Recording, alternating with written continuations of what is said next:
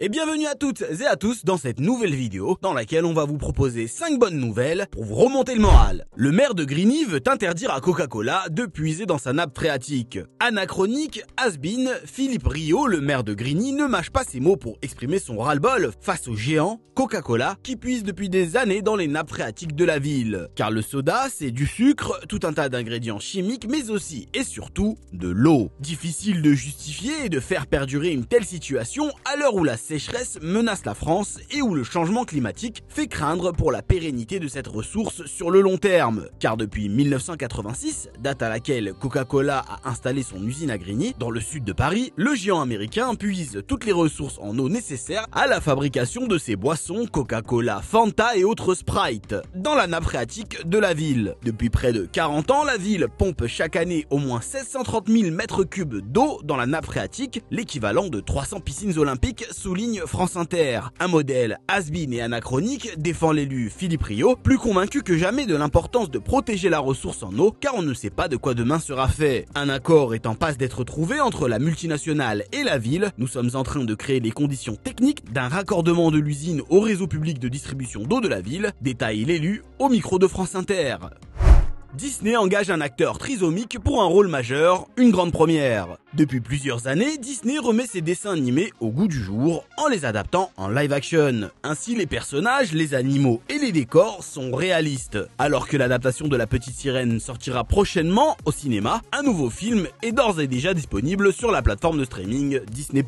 Il s'agit d'une adaptation de Peter Pan, nommé Peter and Wendy. Pour la première fois, un acteur atteint de la trisomie 21 va avoir un grand rôle dans un film de Disney. Noah Matthews Mafotsky, âgé de 15 ans, incarnera la Plume, le chef des garçons perdus. Cette bande de 6 enfants bagarreurs déguisés vit au pays imaginaire aux côtés de Peter Pan et refuse, tout comme ce dernier, de grandir. Noah Matthews est un acteur originaire du sud de l'Angleterre. Sur le tournage, le jeune homme affirme avoir vécu une expérience incroyable. Pour se préparer, il a suivi des cours de combat à l'épée et a même obtenu sa propre affiche. Depuis 140 ans, le legs d'un riche bourgeois d'Issoudun bénéficie aux familles modestes de la ville. En 1883, François Mounier, un riche bourgeois de la ville d'Issoudun dans l'Indre, décédé en léguant sa fortune à la ville. Dans son testament, le défunt, dépourvu de descendance, demandait que 3 familles dans le besoin soient sélectionnées chaque année pour recevoir une partie de cet héritage. Et ça fait 140 ans que ça dure. Pour espérer toucher une partie de cet héritage, les familles sont invitées à remplir un dossier faisant état de leur quotidien familial, des revenus du foyer et précisant qu'ils sont locataires ou propriétaires de leur logement. Puis, c'est un jury composé de membres du conseil municipal et d'une douzaine de commerçants et d'artisans de la ville qui sélectionnent les dossiers. Récemment, 3 familles choisies par la ville ont reçu la bonne nouvelle. Pour Lisa, mère célibataire, c'est la surprise lorsqu'elle découvre le courrier porté par un officier de la gendarmerie, l'informant qu'elle et ses 2 filles allaient bientôt recevoir la coquette somme de 11 000 €. Je suis très surprise, je ne me rends pas trop compte je crois, confie-t-elle à France Info. De quoi donner un peu de souffle à la maman, employée à mi-temps dans une usine de la ville, et lui permettre de pouvoir enfin changer de voiture. Cette année, pour la première fois, les familles lauréates invitées à célébrer la bonne nouvelle à la mairie sont composées exclusivement de femmes, une façon de réparer des années d'inégalité. En moyenne, ces dernières années, la somme touchée par les familles était d'environ 11 000 €, un bon coup de pouce plus que jamais bienvenu en cette période d'inflation.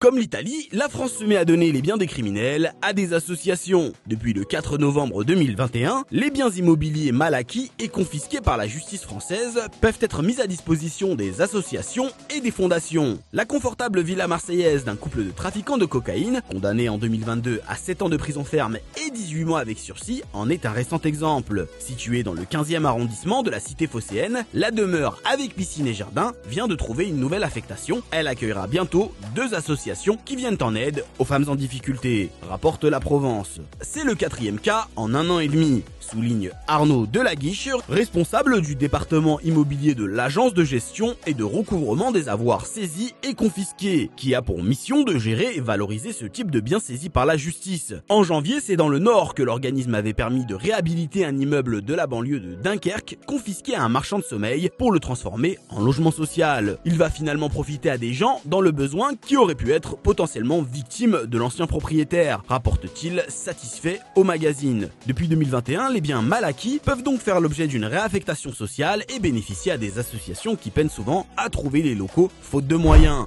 Tombé dans un fleuve, un chevreuil est secouru par de jeunes kayakistes. À Boulogne-sur-Mer, des jeunes hommes faisaient du kayak dans le fleuve de la Liane quand ils ont aperçu un chevreuil qui était tombé dans l'eau. Sans hésiter, ils se sont mobilisés pour sortir l'animal de l'eau. Ils l'ont ramené dans un local pour le mettre en sécurité et l'ont enveloppé dans une couverture de survie pour le réchauffer en attendant l'arrivée des secours. Les jeunes hommes ont appelé le service animalier Opale et ont gardé le chevreuil en lieu sûr. Les sapeurs-pompiers ont également été alertés. Ce chevreuil se promenait dans la ville depuis plusieurs jours et avait déjà été aperçu par les habitants de la ville. Le responsable du service animalier a salué un très beau sauvetage et a affirmé que les jeunes étaient de futurs sauveteurs animaliers, selon des propos relayés par La Semaine dans le Boulonnais. Grâce à l'intervention des kayakistes, le chevreuil est sain et sauf et a été recueilli par Opale. Pour le moment, l'animal se repose et reprend des forces. Il sera relâché dans son environnement naturel, la forêt du Boulonnais. Chez Positiveur, pas de nouvelles, mauvaises nouvelles, alors on espère en avoir plein à vous raconter prochainement. N'hésitez pas à vous abonner et activer la cloche pour ne pas rater nos prochaines publications.